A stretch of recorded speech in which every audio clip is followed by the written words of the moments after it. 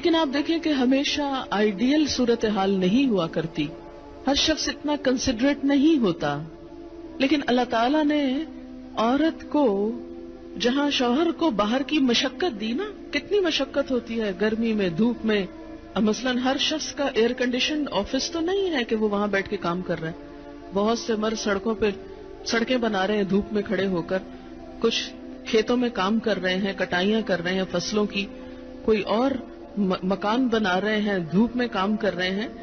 تو مرد اگر سارے دن کی باہر مشقت کرتا ہے تو وہ بھی ایک پینفل کام ہے، اور اس نے محنت کی اور بیوی کے لیے سارا آرام فراہم کیا، کھانا پینا باقی ضروریات. اب اگر بیوی کو اس کا مطالبہ پورا کرنے میں تھوڑی تکلیف ہو رہی ہے تو کیا ہوا کہ موڈ نہیں ہے، دل نہیں مان رہا، تو کیا ہوا، نہ صحیح. لیکن اس کے باوجود جو عورت یہ سمجھتی ہے کہ میں اپنے موڈ کے خلاف جا کر بھی اگر اپنے شوہر کو راضی کرتی ہوں تو یہ میرے رب کی رضا حاصل کرنے کا ایک ذریعہ ہے، تو آپ دیکھیں کہ یہ وہ چیز ہے جس کا صلہ آپ کو اللہ دنیا میں دے دے گا، کیونکہ آپ یہاں صرف شوہر کی نہیں اللہ کی بھی اطاعت کر رہی ہیں. کیونکہ ایک مسلمان عورت کو اس کے رب نے یہ حکم دیا ہے.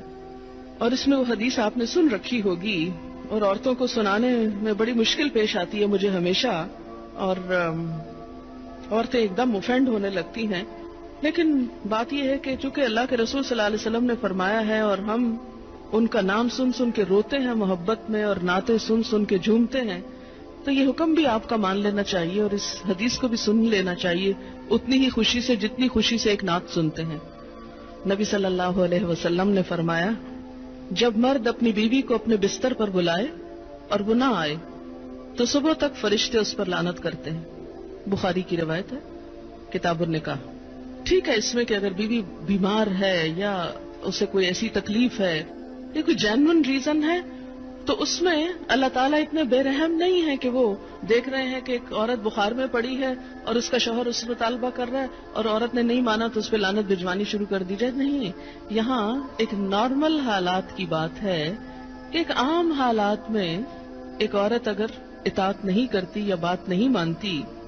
پر اسی لیے ایک اور حدیث ہے، حضرت ابو ہریرہ کہتے ہیں کہ آپ صلی اللہ علیہ وسلم نے فرمایا اگر عورت کا خاوند اس کے پاس موجود ہو تو وہ اس کی اجازت کے بغیر نفلی روزہ نہ رکھے. تو گویا شوہر کی اطاعت نمبر 1 عام روزمرہ زندگی کے کاموں میں کوآپریشن، اطاعت بمانا کوآپریشن ہے. طاعن کا مطلب ہوتا ہے خوشی سے کام کرنا. نمبر 2 اس کی خاص ضرورت یا تقاضے کو پورا کرنے میں اطاعت. ہاں، کہاں اطاعت نہیں؟ جب وہ کوئی حرام کام کرنے کو کہے، جب وہ کوئی ناجائز کام کرنے کو کہے، جب وہ اللہ اور اس کے رسول صلی اللہ علیہ وسلم کی مرضی کے خلاف کام کرنے کو کہے. لا طاعت لمخلوق فی معصیت الخالق. مخلوق کی اطاعت جائز نہیں خالق کی نافرمانی میں. اگر اللہ تعالیٰ کسی کام پہ ناراض ہے وہ اطاعت جائز ہے. بہت سی خواتین کو دیکھا ہے جہاں اللہ کی نافرمانی ہو رہی ہے وہاں تو شوہر کی بات بھاگ بھاگ کے مانی جا رہی ہے، اس لیے کہ وہ اپنے نفس کے مطابق ہے نا. آپ سب جانتے ہیں کہاں کہاں. لیکن جہاں شوہر کی اطاعت اللہ کی رضا کے مطابق ہے لیکن ہماری رضا کے خلاف ہے تو پھر ہم وہاں نہیں بات مانتے. تو بسا اوقات ہم بظاہر اللہ کی رضا کا لیبل تو لگاتے ہیں، ہوتی اندر سے اپنے نفس کی اطاعت ہے. اور بعض اوقات شوہر کی اطاعت کا لیبل لگاتے ہیں لیکن وہاں بھی اصل میں نفس کی اطاعت ہوتی ہے کہ ہمارا اپنا دل وہی چاہ رہا ہوتا ہے جو شوہر چاہتا ہے اس وقت.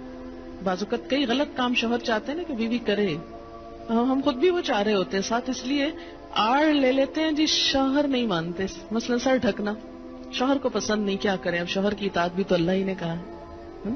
یہاں شوہر کی ہم 100% اطاعت کو تیار ہو جاتے ہیں کیونکہ اندر سے اپنا دل جو ساتھ ہے. لیکن جب رات کو شوہر بلائے تو وہاں اپنا دل نہیں، لہذا چاہے اللہ تعالیٰ کتنا ہی فرمائے سب اطاعت بھول جاتے ہیں.